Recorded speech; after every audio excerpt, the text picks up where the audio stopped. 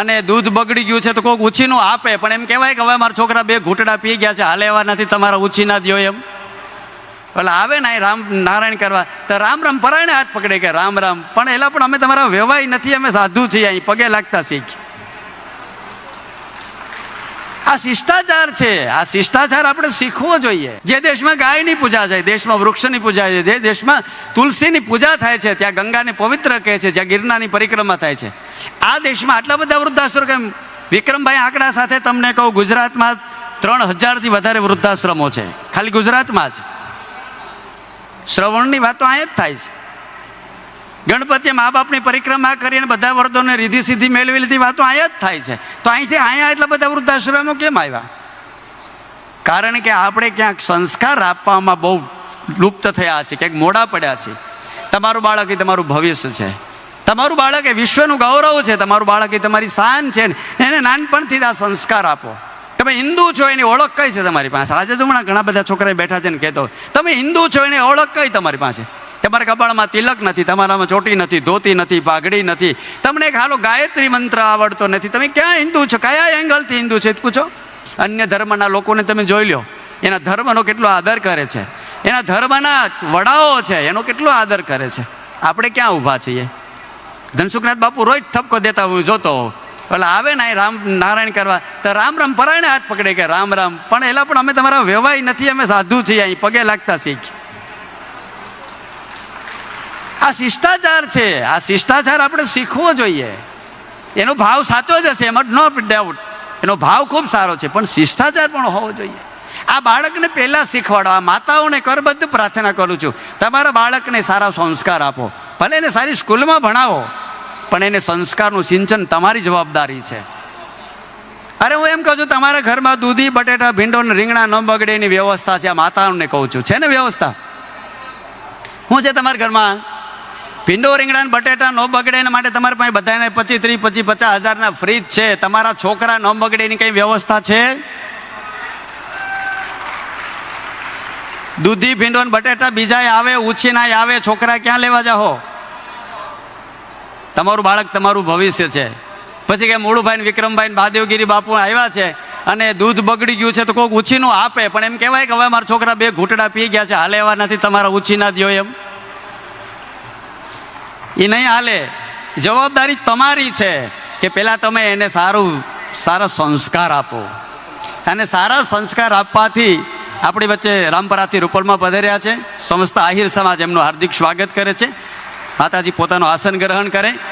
મારી વાતને હું નંબર પૂરી જ કરું છું. આ ઠપકો એટલા માટે કરું છું કે તમે મારા છો. આ વેદના છે કે જ્યારે આહિર સમાજ ને ઇતર સમાજ જ્યારે કોઈ દ્રષ્ટિથી જોતો હોય છે ત્યારે આહિર કેવો હોય, એનામાં કેવી ખુમારીઓ હોય, એનામાં કેવી વીરતા હોય, એનામાં કેવી ધીરતા હોય, એનામાં કેવો વિવેક હોય. આ વિવેક બહુ, આ દેશ વિવેકનો પૂજારી છે. આ દેશ વિક્રમભાઈ ચિત્રનો પૂજારી નથી, આ દેશ ચરિત્રનો પૂજારી છે. તમારું ચરિત્ર કેવું છે એના ઉપર બહુ આધાર છે. તમે જે દેશમાં રહ્યો છો, જે સમાજમાં જન્મા છો, જે જ્ઞાતિમાં તમે જન્મા છો, એના ઇતિહાસને વાંચો. અને એના ઇતિહાસને વાંચો, એને ઇતિહાસને પોતાના જીવનમાં ઉતારવાનો પ્રયાસ કરો કે હું કેવી રીતે મારા ઘરમાંથી, મારા પરિવારમાંથી, મારા સમાજમાંથી, મારા ગામમાંથી આ દૂષણ કેવી રીતે દૂર થાય, અમે કેવી રીતે એક બનીએ, એના પ્રયાસો સતત થવા જોઈએ. અને આ સતત પ્રયાસો છે તો જ આપણે પરિવર્તન લાવી શકશું. અને પરિવર્તન બહુ જરૂરી છે. આ પિંડારક ક્ષેત્રમાં આવ્યા પછી સંકલ્પ કરજો, અમે કોઈના ટાંટિયા નહીં ખેંચીએ, અમે બધાનો હાથ પકડશું, અમે એક છીએ, અમે આહિર છીએ. અને ભગવાન કૃષ્ણ એમ કહે છે, સર્વસ્વ ચાહમ હૃદય સન્નિવિષ્ટો મત સ્મૃતિર જ્ઞાન મોહનં ચ મમૈવાંશો જીવલોકે જીવભૂત સનાતનમ મનઃષ્ઠાની ઇન્દ્રાણી પ્રકૃતિ સ્થાની કરશતી. જીવ માત્ર મારો અંશ છે, આહિર તો મારું હૃદય છે. અને આ હૃદયમાં ભગવાન બિરાજમાન હોય તો મમૈવાંશો આ મારા અંશ છે. એને કેટલો આનંદ થતો હશે અત્યારે એ પણ એ અસ્તિત્વમાં, કારણ કે કૃષ્ણ તો વ્યાપક છે. અસ્તિત્વ એ આનંદ, આ તમને જોઈને આનંદ કરતો હોય છે. અરે ગિરી બાપુને આટલો આનંદ થતો હોય, તમને ન થાય? નકર એક ટાઈમ જ કથા કરે છે, બેટા પૂછજો. તમને આ ભાળીને એમ થયું કે મારી 2 ટાઈમની કથા સાર્થક થઈ ગઈ. કારણ કે તમે બેઠા છો એ જ એનો આનંદ છે, તમે સાંભળો છો એ જ એનો આનંદ છે. હવે જો તમે આ જીવનમાં ઉતારો તો કૃષ્ણ આનંદિત થાય કે મારા દીકરા, મારા વારસદારો મારા માર્ગે છે. કારણ કે સંસ્કાર એ આપણા જીવનનો પ્રથમ પાયો છે.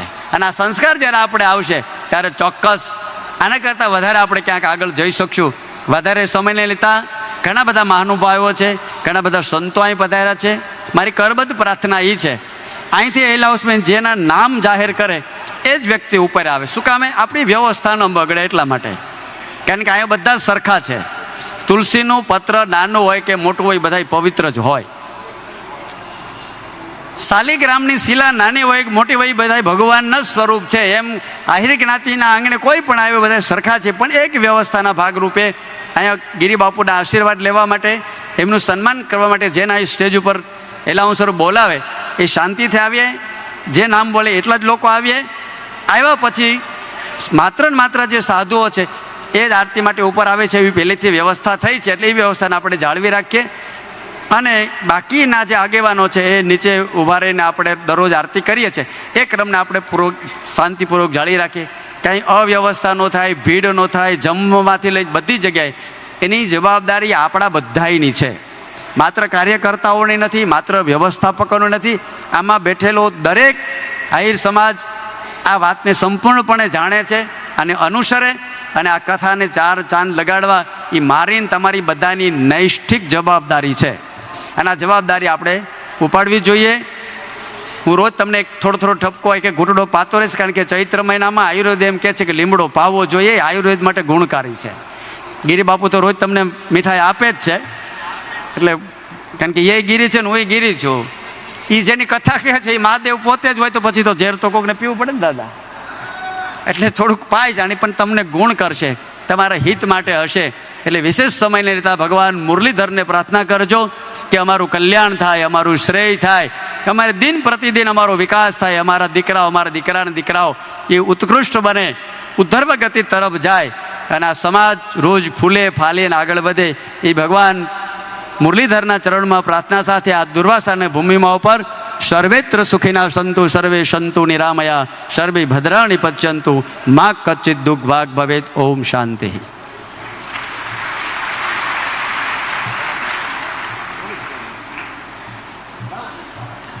મહાદેવ હર અખિલ ભારતીય યદુવંશી આહિર સમાજ દ્વારા આયોજિત શિવકથા પિંડારાના આજ ચતુર્થ દિવસે આપણી વચ્ચે ઉપસ્થિત સંતગણ, પૂજ્ય માતાશ્રીની ઉપસ્થિતિ છે અને આપણા સમાજના વડીલોની ઉપસ્થિતિ છે. ત્યારે આ તો આહિરોની કરેલી આશુતોષને અરજી છે, બાકી મારા મહાદેવની મરજી છે.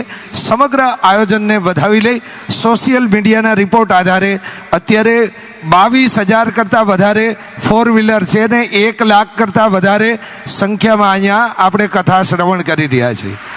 હું આદરપૂર્વક વિનંતી કરીશ, પરમ પૂજ્ય રૂપલમાની ઉપસ્થિતિ છે રામપરાથી, જેઓ વ્યાસપીઠ ઉપરથી શુભ આશીર્વાદ, વ્યાસપીઠના દર્શન કરે, ભાવવંદના અને સન્માન સ્વીકારે. રામપરા સુધી આપણો રાજીપો વ્યક્ત કરી ખૂબ તાળીઓના નાદથી વધાવીએ પરમ પૂજ્ય આઈ શ્રી રૂપલમાં. કેટલું વિશાળ આયોજન.